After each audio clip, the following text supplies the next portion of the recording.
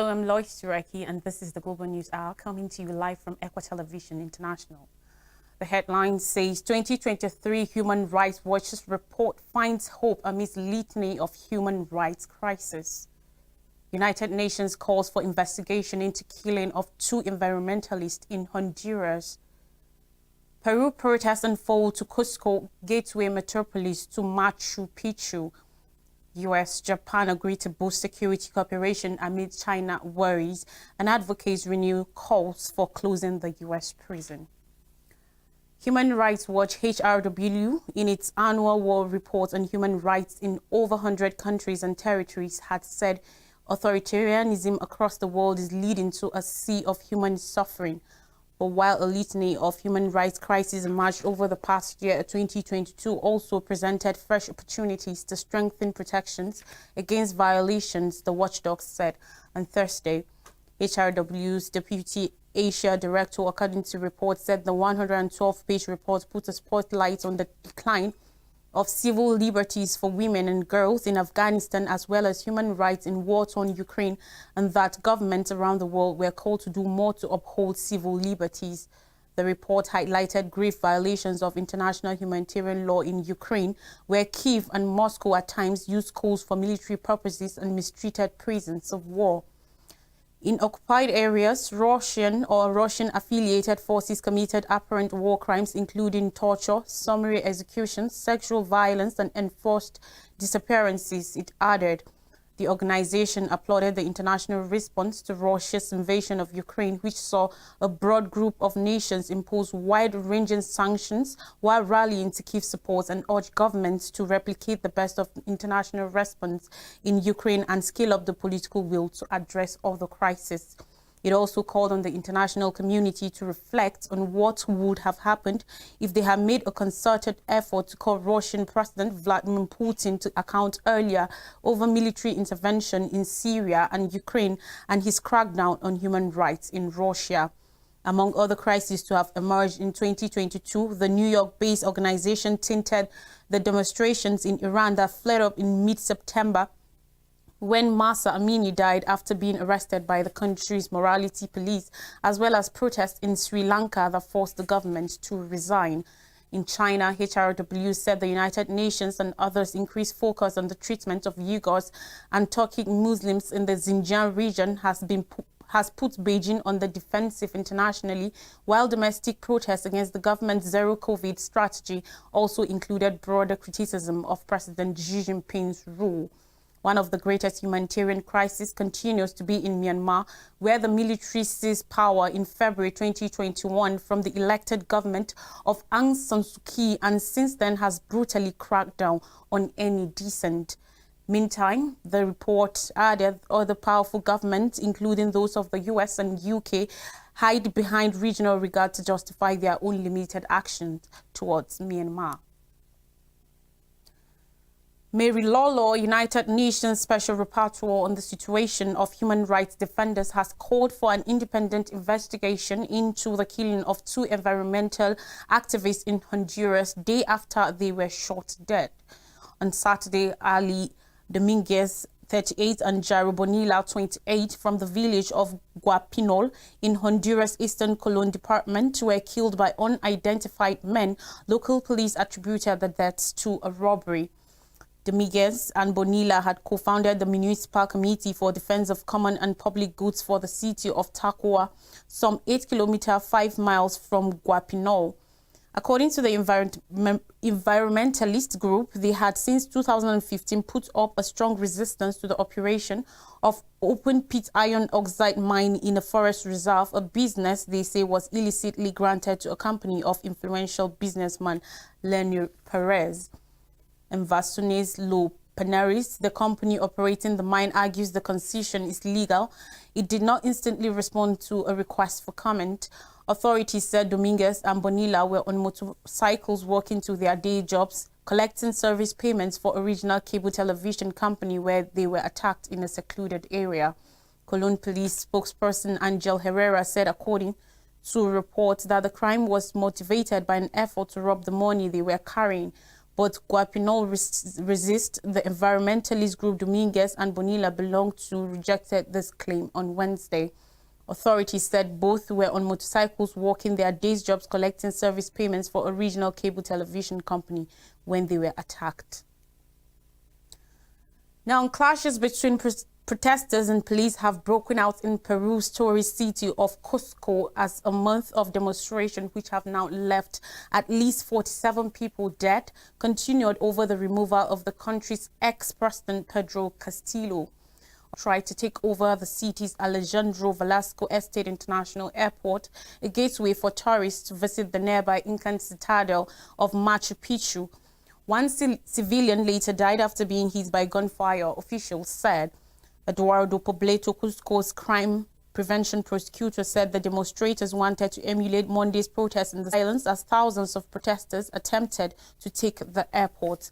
The violence is the worst the Andean country has seen in over 20 years and was stoked by the sudden removal of the left-wing Castillo in early December.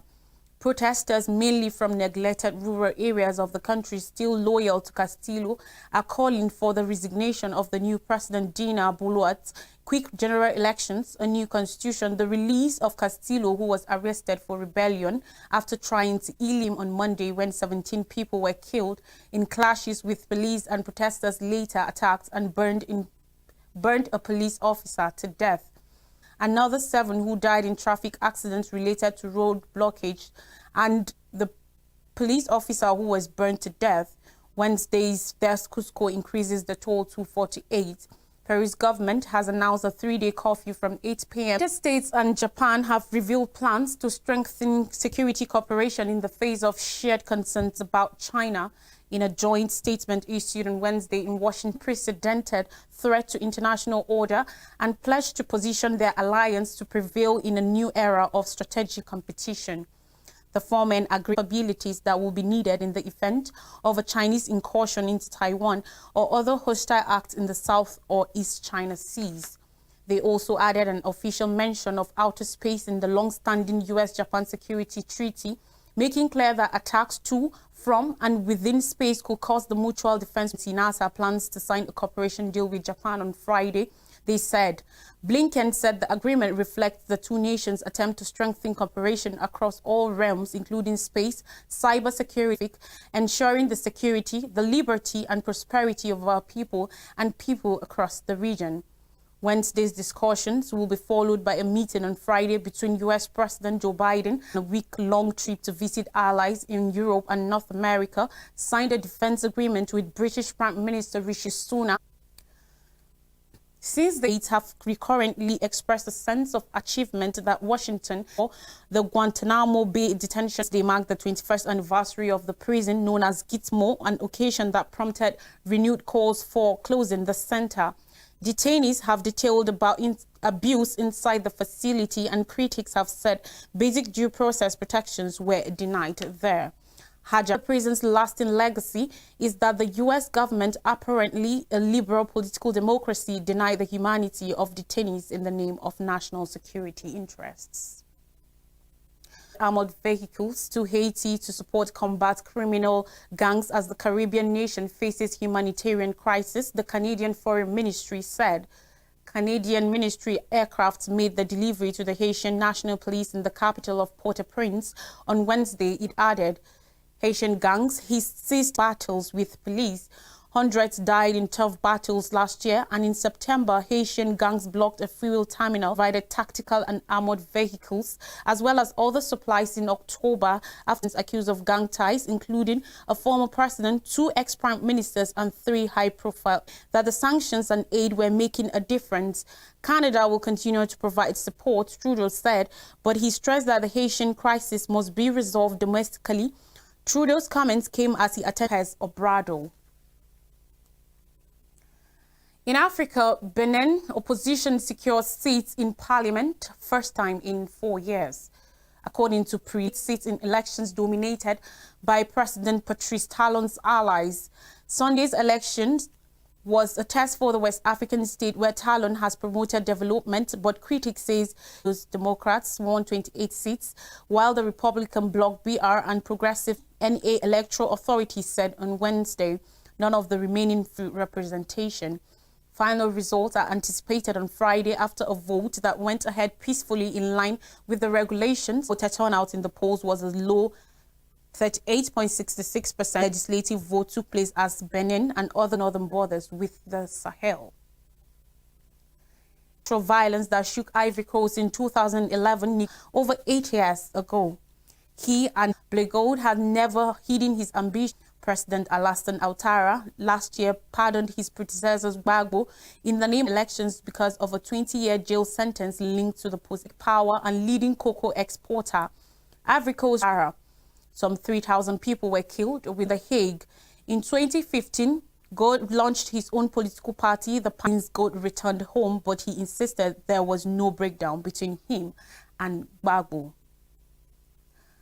Deny the presence of fighters from Russia's mercenary Wagner group in the country. St. Moons captured swaths of territory in the eastern part of the country.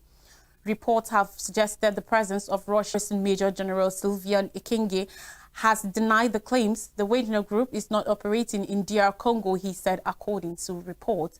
Russian mercenaries have a presence in DR Congo's northern neighbor, Central African Republic, where in 2021, they played a role in fighting rebels. Last year in October, Congolese President Felix Tshisekedi told a meeting in London that he will not bring in Russian mercenaries to deal with the rebel activities in his country. The unrest in eastern DR Congo has displaced hundreds of thousands from their homes. And lastly, on global news, Amnesty urges Ethiopia to additionally release 4 human rights defenders and drop charges against them. The right workers Bereket Daniel, Bizayehu, Wendimu, Nahum Hussein and Daniel Sefaye were held for their work documenting forced evictions. They were accused of not having the required permission to carry out their work, Amnesty said. Amnesty's regional director, Tigere Chagatu, said nobody should be criminalized for carrying out crucial human rights work. The Ethiopian government is yet to respond to the matter. The rights group said the Ethiopian police had informed the Ethiopian Human Rights Council, EHRCO, that they were not permitted to carry out rights investigations in the region and were only allowed to offer humanitarian aid. Coming up, it will be Zoom on Nigeria after this time out. Stay with us.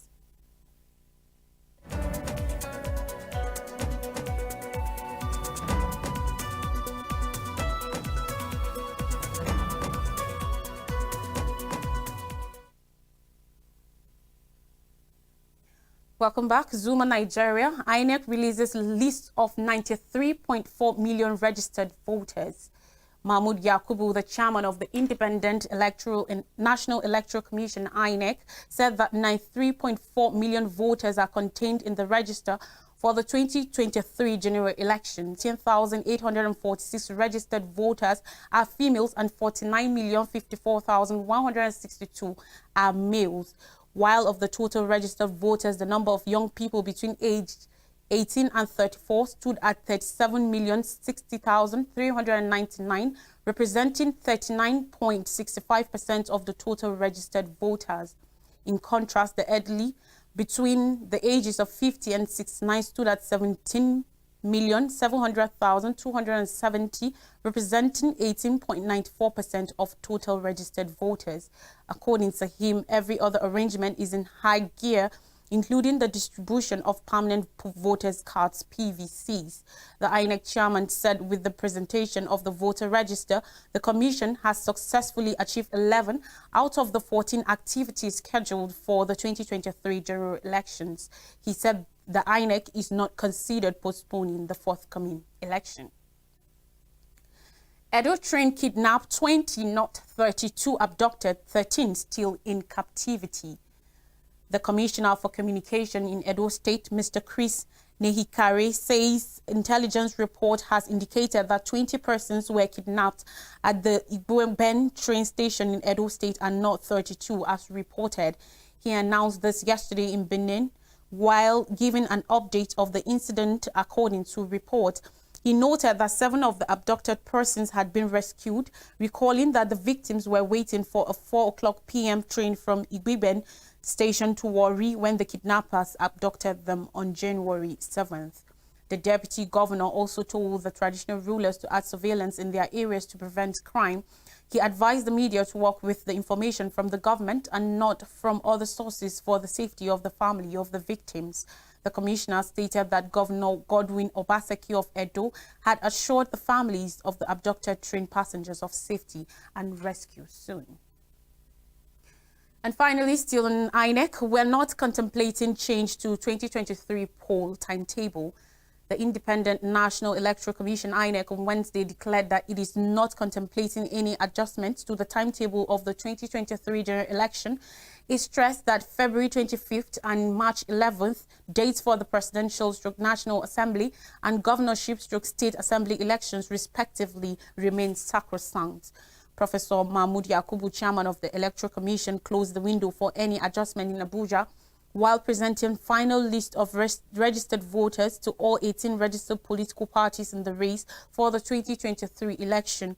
He also seized the occasion to distance the commission from a statement credited to a director of the commission suggesting that the poll is facing possible threat of cancellation due to security concerns. Professor Yakubu explained that the position presented by the staff does not reflect the position of INEC and hence should be disregarded. Stressing the sanctity of the scheduled dates for the polls, the INEC chairman disclosed that already substantial quantities of both sensitive and non-sensitive materials have started arriving in the various states, with 44 days left to the opening of ballots on February 25th. He maintained that the commission has never had this kind of forward-looking preparation, coming 44 days to commencement of poll. He said the commission is further boosted by the repeated assurance by the security agencies for the adequate protection of our personnel, materials and processes, insisting that the 2023 general election will hold as scheduled. Any report to the contrary is not the official position of the commission. A recap of major stories says 2023 HRW's report finds hope amidst litany of human rights crisis. United Nations calls for investigation into killing of 2 environmentalists in Honduras. Peru protests unfold to Cusco, gateway metropolis to Machu Picchu. US-Japan agreed to boost security cooperation amid China worries, and advocates renew calls for closing the US prison. Remember, all our dreams can come true if we have the courage to pursue them. You can watch our news stories on our YouTube and Facebook channel at Equa Television International. From all the crew members, thanks for watching.